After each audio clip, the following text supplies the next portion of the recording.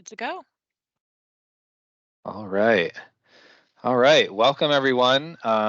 Good evening. My name is Corey White. I'm with the Career Services Department here at Southern New Hampshire University. I have with me today my co-host. She's going to be in the background helping out in the chat and doing some of the admin stuff behind the scenes. Her name is Daisy Gillum, and we're with the employer relations team here. And we want to welcome everyone tonight to a very exciting event and with a really awesome special guest presenter from the EPA. So welcome to Navigating Federal Job Opportunities in Environmental Science, featuring the Environmental Protection Agency. Couple of quick housekeeping items. Your experience here at Southern New Hampshire University is very important to us. It's our policy and practice to create an inclusive and accessible learning environment. If there are aspects of this presentation's design or delivery that present barriers to accessibility, you can notify the following resources.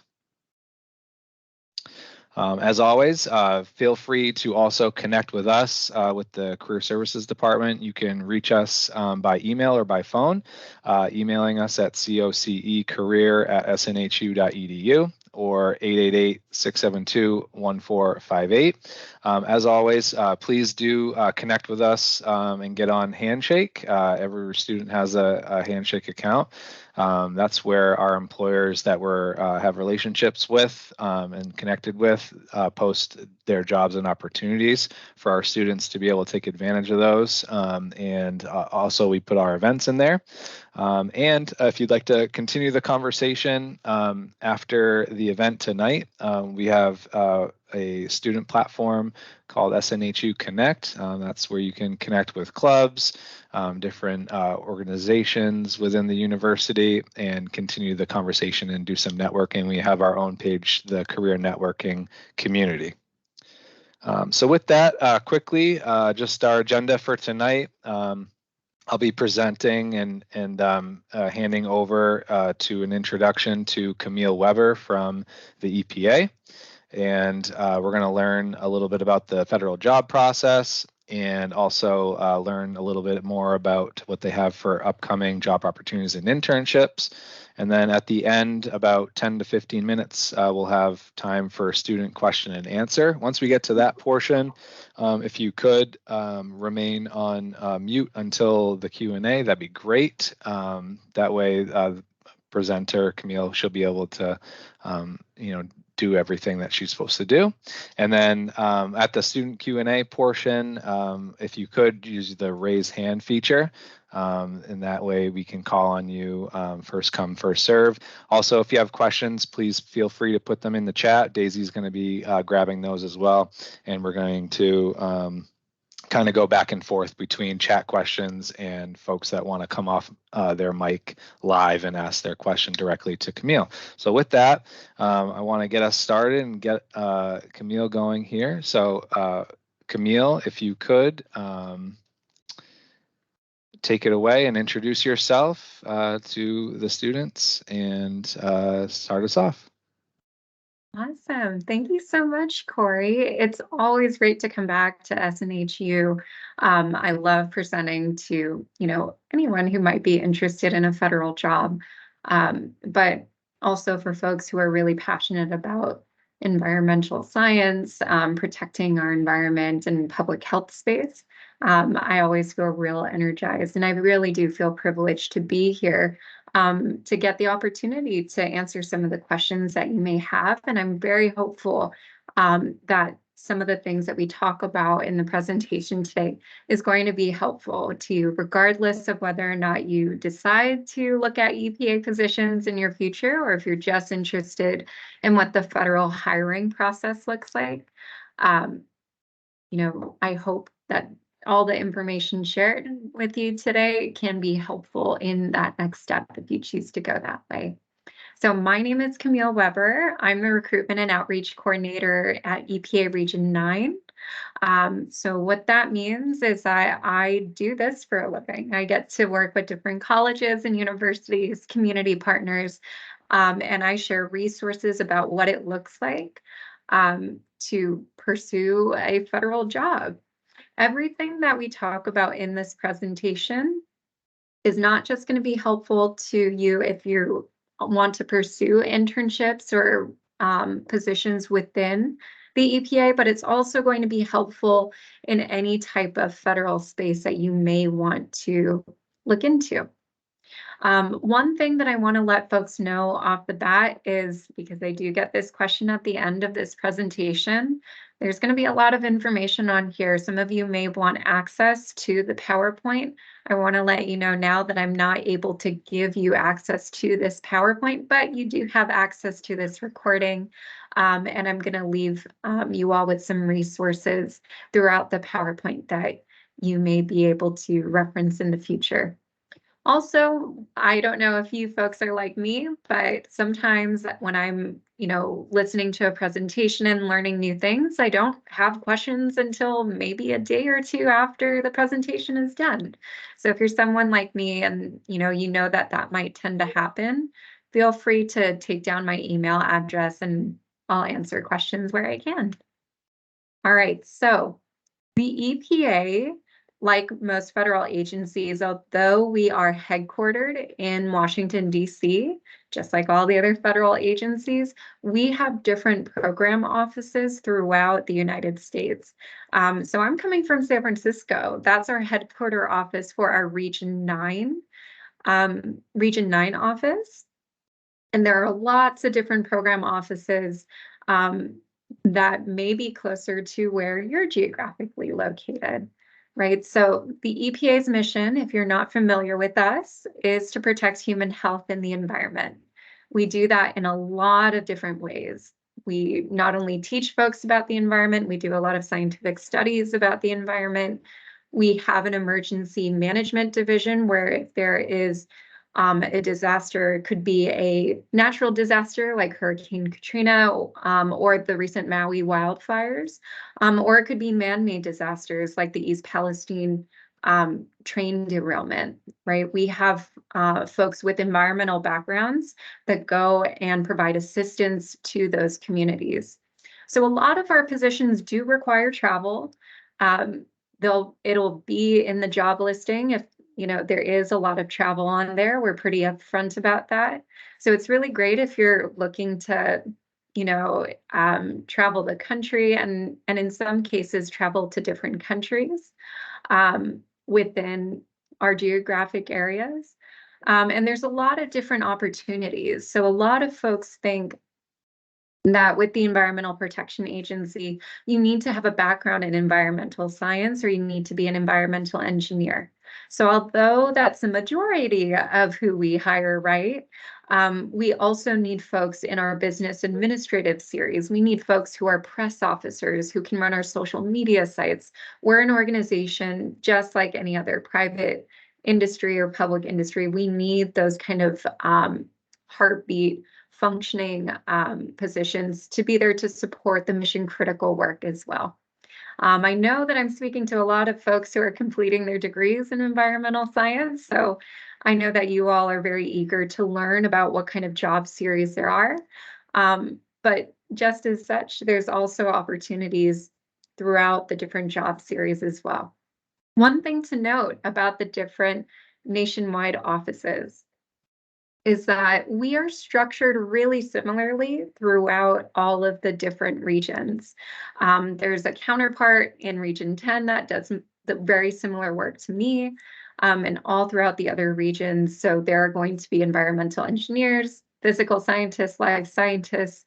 The only difference is that we are broken up into different regional offices. So we have specific programs that are according to our geographic region. So in EPA Region 9, where I come from, our jurisdiction is California, Nevada, Arizona, Hawaii, the Pacific Islands, and 148 federally recognized tribes in that region. We have a huge amount of tribes that we support in EPA Region 9, and our programs reflect that. We're one of the first programs that's developing the standard operating procedures of what it looks like to bring environmental justice. And that's really based off of our work with tribes, right? And bringing in that element and creating a standard that the rest of the regions are actually following. Another really unique program in EPA Region 9 is the US-Mexico border program. So what's kind of unique in different regions is that you may be working with different countries and their capabilities within their government, right? Because we share a border with Mexico, there are a lot of environmental programs that we're running together with the Mexican government. So that may be the case if you're looking at other regions as well, right? So what kind of jobs could you find at the EPA? So there are obviously environmental positions. I talked about some of the positions earlier: environmental engineer, physical scientist, life scientist, environmental protection specialist. This is what you would type in to actually look for different jobs within the federal government. In the federal government, there is an organization called the Office of Personnel Management. That is the HR of the federal government.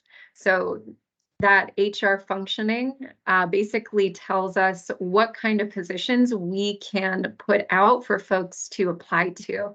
And all of our positions are standardized, right? So even if you're not looking for a job at EPA, maybe you're looking at FEMA, maybe you're looking at the Bureau of Land Management as an environmental engineer or an environmental protection specialist, they are most likely going to use very similar position descriptions. That is something that's pretty nice about the federal government, but also keep in mind that we have very different missions. So an environmental engineer in one agency can be doing drastically different work in another agency. There's also different types of positions. There's business and administrative positions. That's where I fall under. I work in the human resource office, but we also have folks who work on grants. If you're not very familiar with the EPA, a big part of what we do is actually give money. We give money to a lot of different nonprofits, state, local governments to build their own environmental capacities. So grant work is really important to fulfilling the mission of our organization. We also have contract specialists, accountants, budget analysts, IT specialists, program analysts, and management analysts. And these are folks that, although they may come from an environmental background, you don't necessarily need that environmental expertise in order to qualify for these positions. We also have a legal team. A lot of folks sometimes forget that a big part of protecting human health and the environment is actually going after bad actors who have violated environmental statutes and laws, right? So we do hire attorneys, and we also have a general investigator unit, kind of like the enforcement officers within the EPA. So the folks who actually go out and do, that collect data and do a little detective work to see if there's any kind of environmental laws or statutes that are not being followed. And here's just a general plug. If you're new to the EPA, maybe you want to learn a little bit more about us. This is a QR code that will take you to our EPA's careers page. And a little plug, on that EPA's careers page, there should be a way for you to sign up for our February 7th webinar, where we actually go through a very similar presentation to what I'm giving right now about how to apply for EPA jobs specifically. So the presentation that I'm giving is going to be applicable to EPA, but it's also going to be applicable to other federal agencies. So if you're interested in a webinar specifically for EPA jobs, go to this QR code and there should be information about that February 7th webinar. I'll also put the link to that webinar in the chat after the presentation is concluded. So first things first is I'm going to give you an overview of how to apply to federal jobs. Next, I'll go through what it kind of looks like to write a federal resume. A lot of folks probably are not aware that having a federal resume is very, very different than a standard resume. And I think if you folks are really serious about pursuing federal work, that is something that you should be familiar with. I'll also share additional resources and touch on specific EPA positions that we have currently available. And then, of course, we'll end with Q&A at the end. All right, so how do we apply to federal positions? So the first thing to remember is that most federal positions, probably like 90% of federal positions, are going to be posted on a website called usajobs.gov. Yes, we also post our positions that are entry to mid-level positions on Handshake. But I do want to let you know that federal agencies have different standard operating procedures. So with EPA and specifically my region, I am directing folks to post anything GS 11 and below, which is our mid to entry level positions, on Handshake so that you folks have access to it. But not every federal agency is going to be utilizing Handshake in that way. So please make sure to also look at usajobs.gov. This is actually the Indeed of the federal government. This is where you're going to look for jobs. This is where you're going to start your application. If you don't have a usajobs.gov account, that's really your first step if you want to apply for federal jobs. It's going to prompt you to create a profile. You'll be asked to upload a resume. And if you don't have those things kind of completed beforehand, your application for whatever job you're interested in is going to take a long time. Also on USA Jobs, there are a lot of different resources. Actually, at the bottom of the USA Jobs home screen, which is what this looks like here on your screen, if you go all the way to the bottom, there's a free event section. So you can actually go to different recruiting events, webinars, just like this one, hosted by different federal agencies. In fact, me and my colleague from our EPA Region 8 office, we do a bi-monthly workshop where we go through what it looks like step by step to apply to an EPA job. And there are a lot of really cool resources, and the best part is it's free. Of course, we have different events that are in person, but a lot of them are online now, which makes it a lot more accessible to folks. Alrighty, so the next thing that many folks are probably new to is that in the federal government, not every single position that you see is going to be a position that you can apply to. This is really different than if you're on Craigslist or if you're on Handshake or if you're on Indeed. Like, you know how Indeed you can click like a quick apply button and you feel like you did like 50 applications, right? In USA Jobs, and in the federal space, not every single position that you are interested in is going to be open for you to apply to. In the USA Jobs platform and in the federal government, there is something called hiring authorities or hiring paths. The idea between the different hiring authority and hiring paths is that the more hiring authorities or hiring paths that you qualify for, the more jobs you would be able to apply to. So let me give you an example. One that everyone or most people on this call should qualify for is the open to the public positions, that top left light blue icon. That means as long as you're a US citizen, you can apply for the job, right? There are some positions that are not open to the public. You may see on this screen that there is a current and former federal employee icon. That means only folks who are currently in the government can apply for that job. So it wouldn't matter if, Elon Musk wanted to join the EPA, but which would be a big change, I think. But if he wanted to join the EPA, but he was looking at a position that was only only open for current and former federal employees, Unless Elon Musk has some federal experience that I don't know about, he's not going to qualify for that job. He can apply for that position, but his application would be thrown out in the qualifying rounds. If you see, there are a ton of different hiring paths, which one could qualify for. If there are any veterans or folks who are individuals with a disability, there are hiring authorities specifically for you. And there are some hiring authorities that have specific benefits.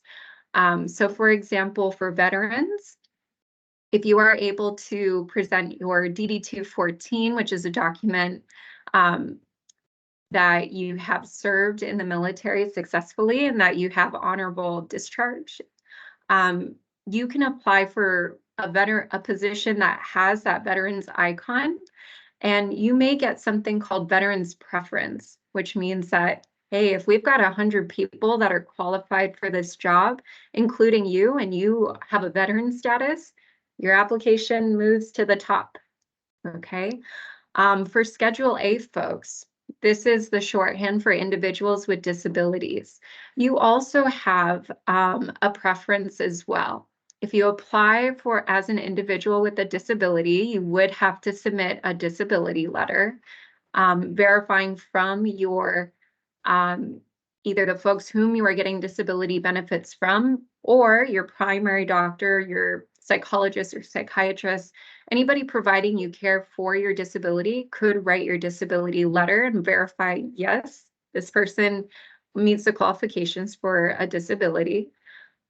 You can apply for federal jobs as well that are open to individuals with disabilities, and you could be non-competitively hired. So what this means is if you apply to a job that has an individual with disability icon, and the qualifying official who sees all of the different candidates sees that you are a qualified individual with a disability, your application will be separated from the rest of the group.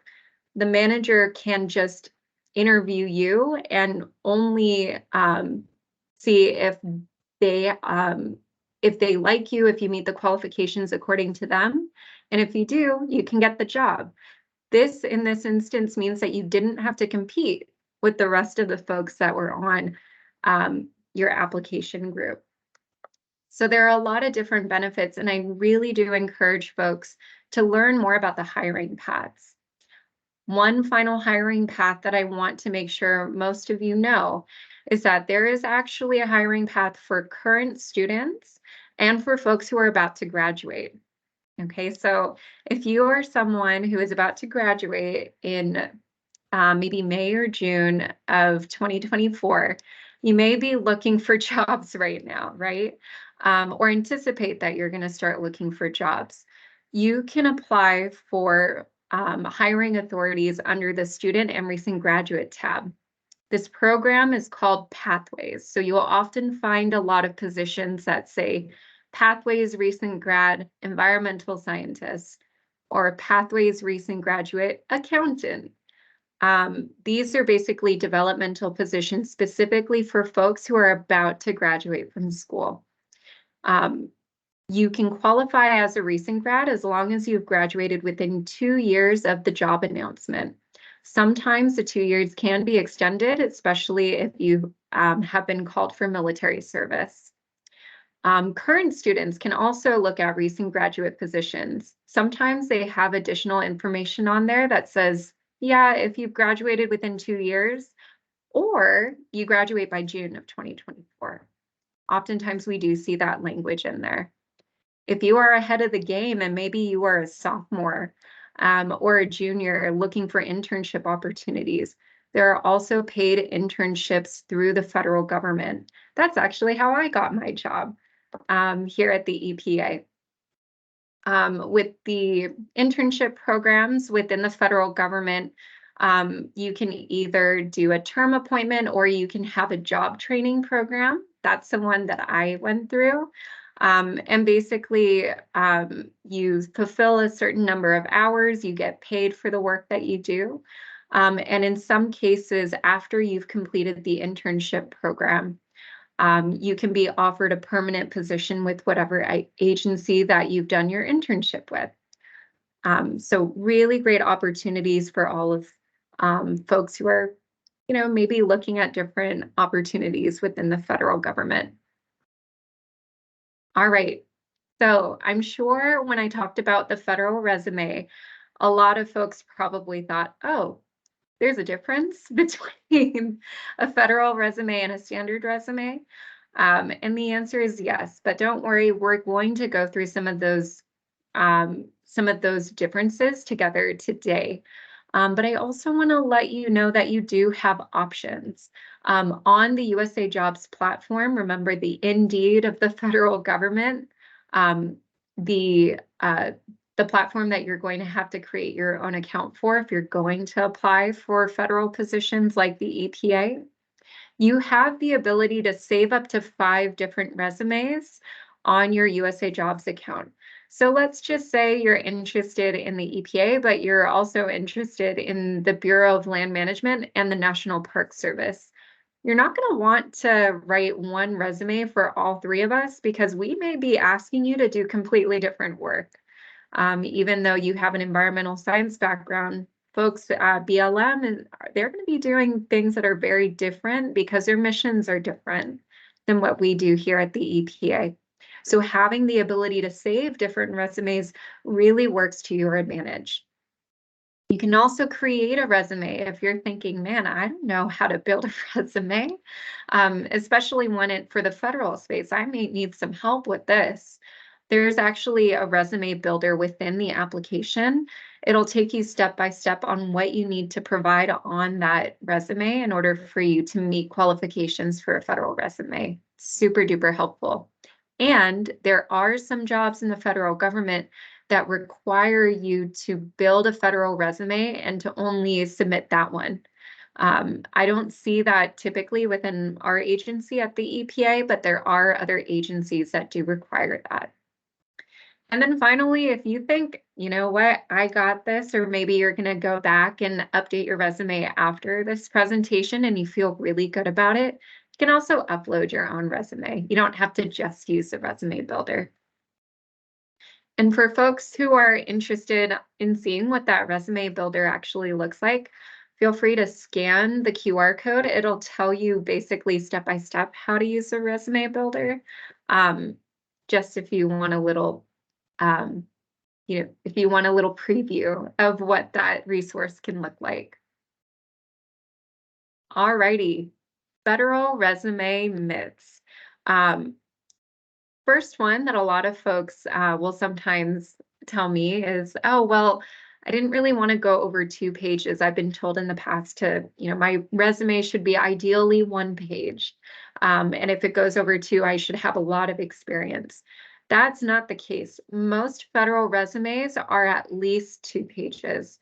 To give you an idea of what a standard resume in the federal government looks like, I've been in the federal government for 5 years now. My federal resume is 6 pages long, and I have to add to it, so it's going to go to 7. And that's pretty, that sounds very, daunting, right? If you have a 1-page resume and you worked really hard to get it to 1 or 2 pages, it sounds like a lot of work to try to put more into it. I promise you, it's actually an opportunity for you to really talk about all the great, amazing things that you've done in your previous experiences. Second thing that I sometimes get asked is whether or not resumes are scanned for keywords. And no, I really wish sometimes we would use some of those keywords. It's part of what makes our application and hiring process take so long. We actually go through all of the applications. And although we are looking for specific information to be on your resume, which we'll go through in the next couple of slides, really, there's a lot of different components for us to review to gauge your qualifications. A lot of times when you're applying for a federal job, not only are you submitting a federal resume, you're also submitting answers to a questionnaire. So we're usually using both your federal resume, your answers to the questionnaire, and if there's an education requirement, we also look at your transcripts to see if you qualify for the position and rank you, and hopefully you get an interview after that. All right, so writing your federal resume. You're going to need a couple of things on your federal resume, which may look really different than what you currently have on your standard resume. The first thing that you're going to want to make sure that you have is all the jobs that you've held that are applicable to the position and the dates in which you were in each position. Now, in standard resumes, we usually see like July 2020 to August 2022, right? For us, we want it as specific as possible. So if you knew that your entrance on duty date for whatever job you previously held was July 16th, 2021, you're going to want to put that date on there. We're also looking for your official job titles. And sometimes I get questions like, well, I was a volunteer, but I was a volunteer who, I held a leadership position at the shelter that I worked at. I coordinated this effort to, digitize all of our contacts. So why can't I just put that I was a coordinator for, community partners, right? If that's not your official job title, we may have trouble in the background process of verifying all of your background information. So if you were a volunteer, put that you were a volunteer. And instead, in the bullet points of your resume, go into detail about what you did. Which leads to the next point, right? Make sure that you're putting detailed descriptions of your projects, your tasks, work completed in each position. You're also going to put how many hours you worked per week in the job that you had. This also goes for volunteer experience. I understand that not everyone is going to have a lot of professional experience where they were maybe paid for the work that they were doing. Go ahead and put your volunteer work. We do count that a little bit differently because there are little bit of standard differences if you're getting paid for something versus if this was volunteer. But if that is going to help show your proficiency or your experience in a job that you are hoping to gain, put it on there. Just make sure that you're putting how many hours a week you've worked, including regular jobs. So if you know that you have volunteer experience and you put 10 hours a week for your volunteer work, don't forget to put 40 hours a week if you worked a 40-hour-a-week job. We are not going to we're not going to assume anything. So it is on you as the applicant to be very clear about your experience. You're also going to put your employer's name and detailed information about the skills you used and the outcomes for each project. So you're not just going to say that you compiled a list of all the community partners into a database. You're going to talk about why that was important. I made sure to digitize and create a repository of all of our external community partners in the hopes that we can build better connections so that we can get additional resources for the communities that we serve, right? Always go with why you did something and how it was impactful. And there's more. If there's any type of tool, system, technology, or software that you've used, this also counts for additional classes that you use. So if any folks are familiar with like GIS, you've taken a class on it, maybe you have a certification, you can put that in your resume. Especially for language skills, at the EPA, that's something that we're really looking for. A lot of the communities that we serve are diverse. So if you have a language skill, go ahead and put that on there. Make sure you're listing your degrees and when you graduated or conferred your degree, any awards, scholarships, fellowships, internships that you have, training courses, and if you're a part of any professional organizations, you can also put that on there as well. All right, just like there are things that you should put on there, there's definitely things that you need to avoid on your federal resume. I know folks can get really, really creative when they're creating their, private sector resume or standard resume. Please make sure that you're make this as vanilla as possible. We need to make sure we're avoiding any type of unique formatting, boxes, or pictures. If you have different colors on your resume, that's really not going to work for us. In the federal system, all of your resumes, if you apply to a federal job, goes through an HR system, and that HR system is not very smart. When it sees boxes, it'll jumble out the text that you put in the body of your resume. And it can be very, very difficult for the qualifiers to actually read through your resume and give you an accurate score. So please do not do this. You're also not going to put any personal identifying information on there. So you're not doing, your social security number, your birth date. And folks, if you have an email address that has your birth year on it, I recommend that you do change that. Okay, we want to make sure that we're eliminating any type of bias that could happen and give you the best opportunity to be considered for a position. Short bullet points are not the game in federal resumes. We really prefer 2 to 3 line bullet points because, again, you're not just talking about what you did, you're talking about the impact. And then finally, you're not changing your official job title. Again, this can really come back to haunt you when we do background checks. In the federal government, it does take a while to go from the application to the interview to actually being brought on. As an intern, it took me 6 months or 7 months to fully onboard from the time I applied to the time I got past background checks. All right, so if you folks want to see a federal resume example, I do want to be upfront. It's going to look a little bit weird to you, but this is actually pretty common for what we would see, right? And if you're thinking, oh man, I don't want to write a paragraph, I have bullet points. It's fine. You can still do your bullet points and you can extend them. Okay, but this is for Smokey the Bear. This is Smokey the Bear's resume. You can put an objective. You do not have to if you do not want to.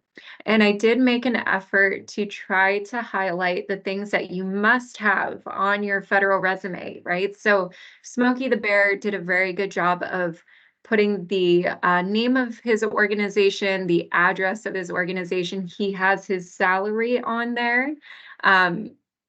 As you can see, Smokey the Bear was a Pathways program intern. Sometimes they show up as on USA Jobs as a trainee position. And he was an HR intern. As you can tell, me and Smokey have a lot in common. And Smokey also has put down what his grade potential is. Do not worry about this. This is federal work jargon. But if you happen to have worked a federal job before, you may be familiar with the general schedule system. This is basically how much we pay you based on the degree of difficulty of work. If you work in any kind of federal space, you know that you have a GS grade or equivalent. If you have that experience, put that in there. All right, so as you can see here, Smokey the Bear has a list of his different job duties, but he's being really descriptive. If you can take a moment to kind of read through that paragraph that Smokey has on his resume, he's talking about the different systems that he's using, he's talking about the different roles, and he goes into why those roles were important. Smokey the Bear has only one position on here, but as you can tell, this is part of the reason why federal resumes can be very, very long, right? Because this is Smokey the Bear's internship position. We haven't even talked about any of his work study stuff. So of course, if this is one page of Smokey the Bear's resume, it's very easy. It can be very easy for him to go into 2 pages if he has that experience. One thing that I really want to encourage folks on the line to do when they're writing their federal resume, talk about your experience, your accomplishments. I know being someone who's first generation, I was a first generation college student. I grew up in a culture where, you know, you don't want to brag, you know? So I kind of grew up in a culture where, you put your head down and you work and you let the work speak for itself. And I'm glad that I have that value, but sometimes when you're trying to get an opportunity in a professional space, not being able to advocate for what you have accomplished and really to be able to talk about it in detail, that can kind of prevent you from having opportunities in the future. So I really want to encourage folks, talk about your accomplishments. And then I know a lot of folks are thinking, well, how do I even know what an accomplishment is? What if I didn't get Employee of the Month? What if I didn't get an award from my school? There are lots of different things that you can talk about for an accomplishment. So first you can talk about, all right, what were your responsibilities? What were you asked to do? And in response to your regular work duties, were you asked to do something else? Were you asked to implement something completely new? Did you take initiative? Did you see that there was an inefficiency somewhere or a need that needed to be met and you filled that need? What were the results of that, right? Scientists in our region really love numbers. So if you're able to quantify whatever process improvement you have, great. 10 out of 10, we would love to see that. You don't have to, though. You can, merely say, hey, we were able to see more clients, or we were able to make more burgers because I found a new way to, put all of these different things together. Can also talk about leading or supervising others. Did you, develop any kind of leadership skills? Are you great with coordinating with other people? Have you taught or educated people? Have you taken on additional duties? In the government, we call them collateral duties. So basically, did you step up and do anything that was not in your job description? That is an accomplishment. So don't be afraid to talk about that. Or if you've given a presentation or done any kind of public speaking or have written and published anything, feel free to talk about that too. All right, so I have an example of how we can actually translate your work into a federal resume. So in this example, this is a really common collateral duty or extra duty that you could have in the federal government at the EPA. You could be an environmental justice grant reviewer, which is what I did this past summer. This is kind of the summary of that position. Basically, you're reviewing a bunch of different grants that are, either 20 to 50 pages long. You have to meet in a group afterwards, and you're given a criteria, and you basically have to rank all of these different grants and help determine who gets funding, right? So in this position summary, these are some of the things that I would highlight.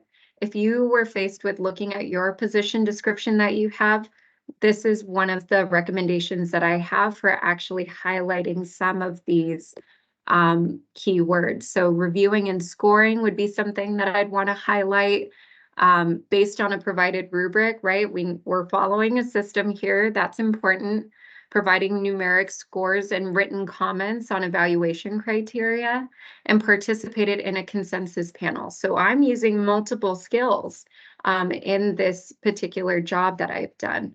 Not only did I have to learn a new system, I had to be methodical about how I was moving forward with the grant application process, and I had to work with people, right? So lots of different things here.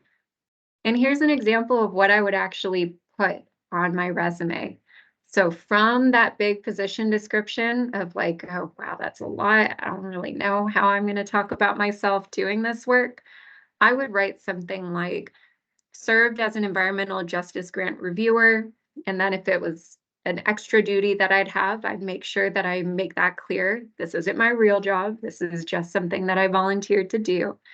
You reviewed and scored proposed projects seeking to address environmental hazards in underserved community based on standardized evaluation criteria, participated in consensus panel discussions to determine recommended scores, and provided written feedback to applications. Do you see how long that bullet point was? That's super standard of what we're going to see. So if you go back in your resume and you're starting to beef it up and you're thinking, oh boy, I'm at 4 lines right now, that is okay. All right. The most important thing for us is that you're providing as much examples of your experience as possible. All right. So I know I threw a whole lot at you, and I'm going to be here for the next 15 minutes to answer any questions you folks may have, but I wanted to leave you with some additional resources that I think are super helpful. If you're not able to click on them, I'll also put them in the chat and send them to Corey if you're okay with that. I can also send it to you to share with folks. OPM's multi-purpose occupational systems analysis inventory, that's really big description for this is a glossary. So if you're looking through the USA Jobs website and they're talking about a specific skill that you would need in order to apply for the job, but you don't know what that skill means, that's a glossary that can be super helpful. Next is there is actually a transcript that explains in civilian terms what you've done in the military. So for folks who are veterans or active service, that is a really great resource for you. And there's also an OPM sample Schedule A letter. So if there's anybody on the line who thinks, you know what, I do use disability services at my school, or I work with different agencies that provide me services because of my disability, you may qualify for that Individuals with Disability Hiring Authority, which we call Schedule A. All right, so lots of different resources for you. And if you think, I think the EPA is something that I want to look into, this QR code has all EPA Region 9 opportunities. That's where I'm from. Not everybody can move to California or wants to move to California. So you're also welcome to change the filters once you get into that QR code. You can also look for other EPA opportunities. Right? But I'm here to answer your questions. So if there's any folks who, would like to raise their hand and come off of mute, feel free. I'm happy to answer. And we'll tussle between answering questions that folks share with the group and then also to the chat. All right. Party people, how are we feeling? Good? I know we just threw a lot at you. Thank you so much, Camille. I learned a ton of information. I knew a little bit, but you definitely went into great detail with some great examples as well. So I'm sure our students took a lot out of this. So we're at the portion for Q&A. I do see a couple hand raised already. So we'll start there and we'll ping pong back and forth between chat questions because there were a lot of them. And folks that want to raise their hand and ask their question directly to Camille. So with that said, I will hand it over to Victor Simpson with the first question. So if you want to come off mute and ask Camille your question. Thanks. Yeah. So hi, my name is Victor Simpson. I just graduated with my bachelor's degree in game art and development. My main question is, I'm not a federal employee. I'm a civilian. I'm trying to essentially apply for a federal job that's a grade 12. I'm not sure how to even get started in that. I know you mentioned the internships, but since it's a G12, I'm wondering how how did I get into that type of role? Yeah, so the first thing And this is really helpful to a lot of folks. So I'm really glad you're asking this question, Victor. A lot of folks sometimes will go into USA Jobs and they'll start looking for jobs and they don't know exactly what it means to qualify for a 12, an 11, a 7, 9. So I'll give you kind of a general thing that could help you decide whether or not you're qualified for the GS-12. And just letting you know, I'm a GS-12 and I have 5 years in the government and I have 10 years of experience before coming in the government. I'm not too sure what your professional experiences are, or if maybe you have a lot of educational experience, but generally speaking, folks who graduate with their undergraduate degree with a 2.0 to a 2. I think it's like 8, would qualify just based on their education for a GS-5 position. Folks who have superior academic achievement, which is 2.85 and higher on their GPA, who completed a bachelor's degree, would qualify for a GS-7. Now, if you have some experience, and some experience being according to the specific job, if you have specific experience in that job for 1 year, they may qualify you if you have a bachelor's degree and 1 year experience or 2 years experience to a GS-9 position. GS-11s typically would qualify if you graduate with a PhD. If you don't have any experience and you just graduate with a PhD, you could qualify for a GS-11. And if you graduate just with a master, I mean, a master's is important, guys, but I'm just saying if it's only based on education, you could qualify for a GS-9 just based on your education if you graduate with the master's, which is depending on the job, right? So if you're looking for an environmental engineer position, for example, you're going to have at least a bachelor's degree to qualify for that. So I hope that that's helpful.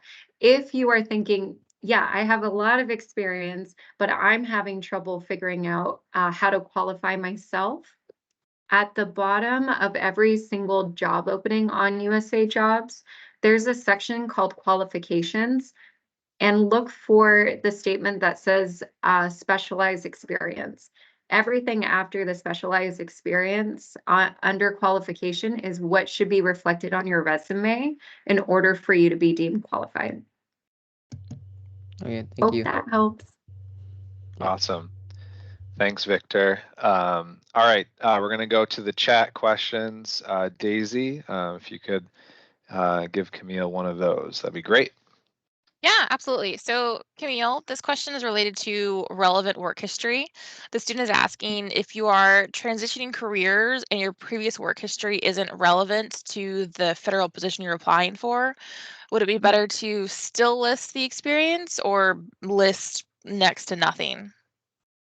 I'm glad that you're asking that question because that's actually what I faced when I was applying for a federal job outside of my internship. I came from education, so I have 10 years of experience working as a school counselor, both in college level career counseling and admissions work, as well as at the high school and middle school level. So transitioning that to HR, where it's a lot of processing work, it's a lot of reading rules and regulations. It was a little bit challenging for me at first to figure out what are some of the skills that align. So what I would recommend to you, if you are looking at a federal job and you're looking to do a career change, take a look at the duties of that position and the qualifications. And if there's any overlap of what you've done in a previous role to what is listed on that particular position you're interested in,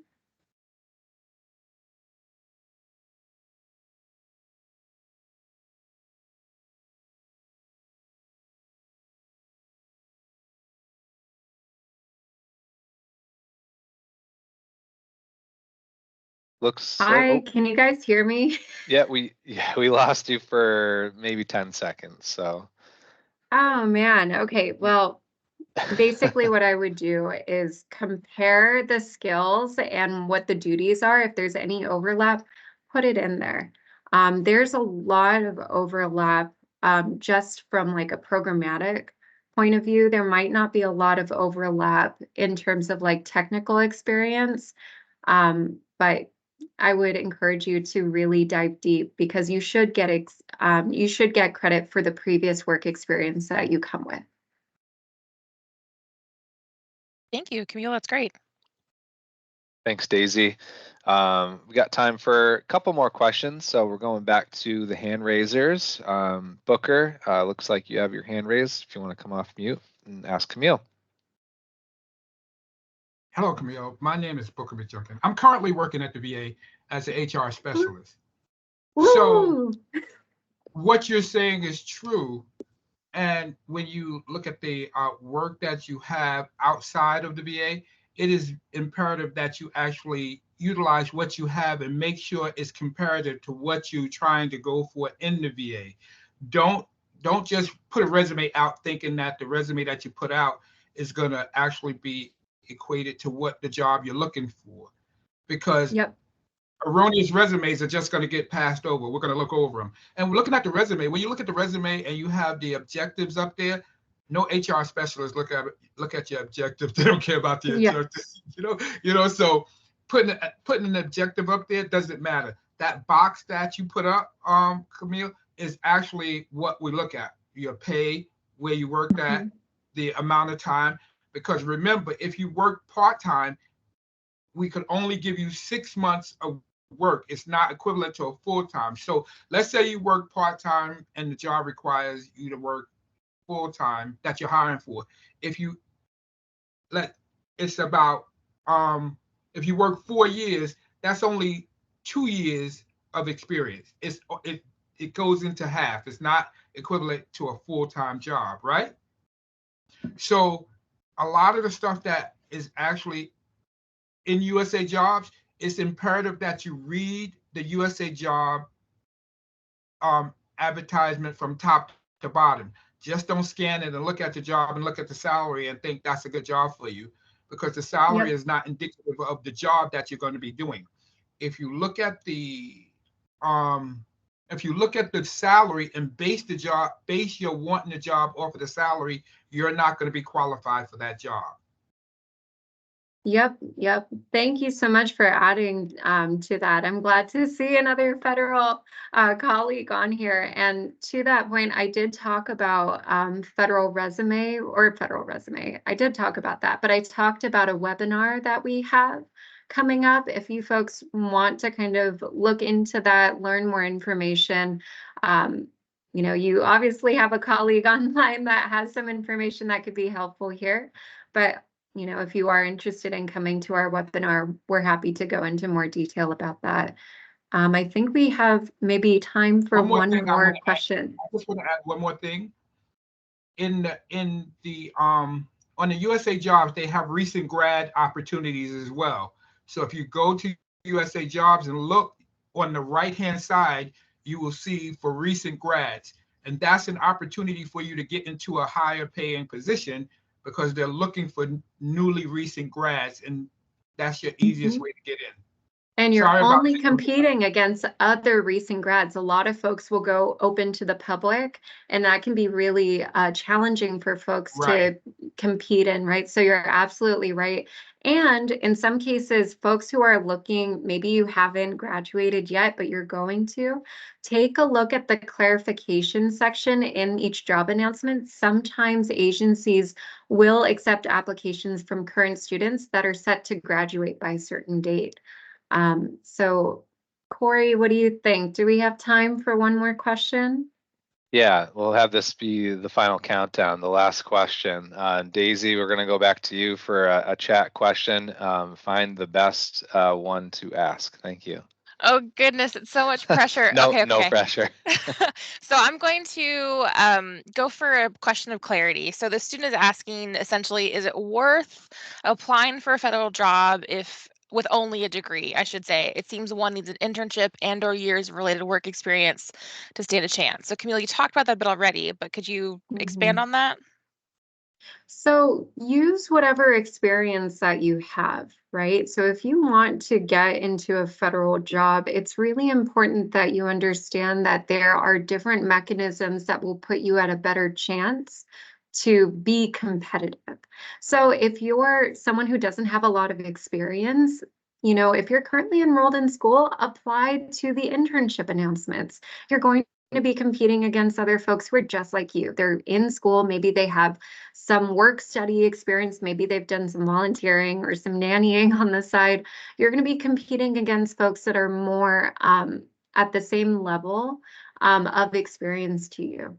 If you are a recent grad and you're thinking, well, I really, I have some work experience, but I really need a job that's going to be a starting point for me so I can really get, some experience under my belt. That's what these positions are used for.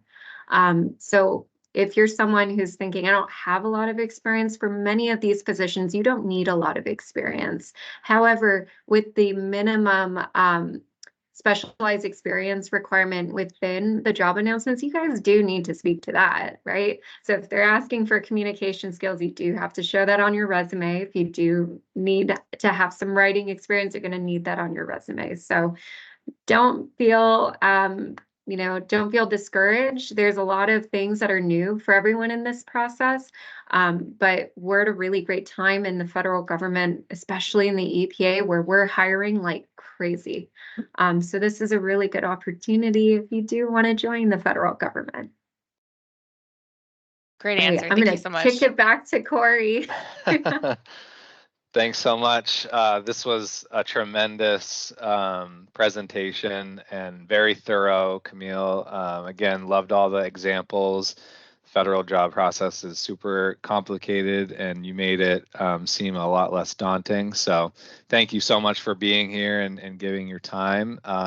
Definitely would like to have you back again. Tons of questions, tons of engagement. So thank you to our audience and our students for participating and being engaged and asking thoughtful questions. We really appreciate that as well. One final thing to kind of leave you with, I did see a few, wanting clarification about federal jobs and how to do the federal resume, et cetera. And Camille did a great job explaining, but we're here for you. It's a free benefit, career services. So definitely reach out to us by emailing our career advisors at cocecareer@snhu.edu. We're very experienced in helping students, collaborate and do a federal resume. So definitely take advantage of that. We'd be more than happy to assist you. And kind of show you through the USA jobs process as well, because we do this all the time. So I'll leave you with that. But again, thank you so much for joining us. We'll definitely see you on the next one, and enjoy the rest of your evening. Take care. Bye. Bye, everyone. Thank you.